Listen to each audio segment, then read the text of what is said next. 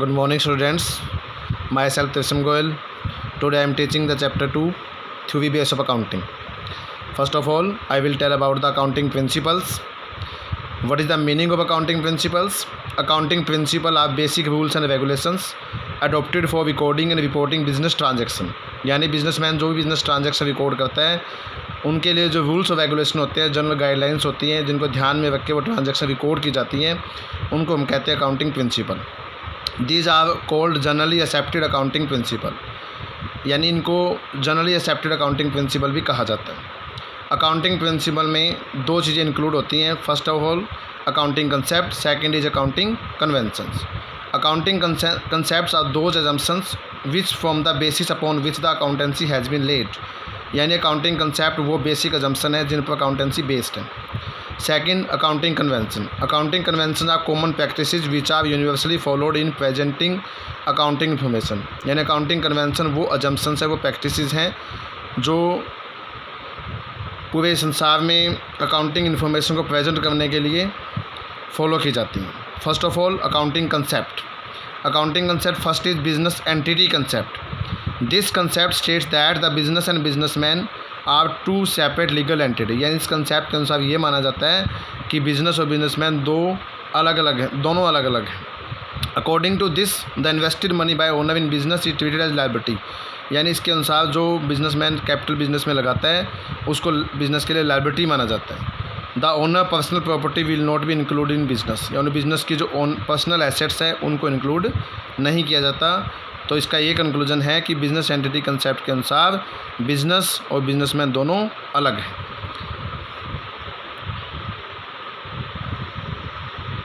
Next is money measurement concept. According to this principle only those transaction are recorded in the books of accounts that can be expressed in terms of money. यानी इस concept के अनुसार ये माना जाता है कि ऐसी ट्रांजैक्शन जो मनी टर्म में या मोनेटरी टर्म में प्रेजेंट की जा सकती है उन्हीं को अकाउंट्स में रिकॉर्ड किया जाता है. नॉन मोनेटरी ट्रांजैक्शन और qualitative transaction are not recorded, or ignored. For example managerial strike and dispute are not recorded at all. Third concept is going concern concept. This concept states that an enterprise has an indefinite life. It is assumed that the business will continue for a long time. इस concept के अनुसार businessman ये सोच के हमेशा business करता है कि उसका बिजनेस लॉन्ग टाइम तक चलेगा, इसके लिए वो बिजनेस करता है. इस प्रिंसिपल के अकॉर्डिंग एसेट्स दो टाइप की होती है. First is non current asset, second is current asset. Next is accounting period concept. जैसा कि पिछले प्रिंसिपल में पढ़ा कि एक बिजनेसमैन इस सोच के साथ चलता है कि उसका बिजनेस लॉन्ग टाइम चलेगा, but this principle state that the life of business is divide into smaller periods so that the performance can be measured at regular intervals. यानी एक बिजनेसमैन ये भी सोच के चलता है कि बिज़नेस की लाइफ का एक टाइम, बिज़नेस की लाइफ को पूरी लाइफ को एक ऐसे टाइम पीरियड में बांटा जाए जैसे कि उसको जिस टाइम पे उसको रिजल्ट पता लग सके. इसके लिए एक फाइनेंशियल ईयर निर्धारित किया जाता है जिसकी अवधि 1 साल है और वो फाइनेंशियल ईयर 1 अप्रैल से 31 मार्च होता है, जिसके दौरान इनकम और एक्सपेंस को कैटेगराइज किया जाता है और कैपिटल और रेवेन्यू आइटम्स का पता लगाया जाता है. और इस अकाउंटिंग पीरियड के दौरान क्या अर्न किया, प्रॉफिट हुआ, लॉस हुआ, इस बात का भी पता लगाया जाता है. Next is dual aspect concept. According to this concept every business transaction has 2 aspect. यानी अकाउंटेंसी में 2 कंसेप्ट होते हैं, एक डेबिट एक credit. In other words for every debit there is a credit of equal amounts. यानी एक transaction में जितनी अमाउंट डेबिट की होती है उतनी अमाउंट क्रेडिट की भी होती है.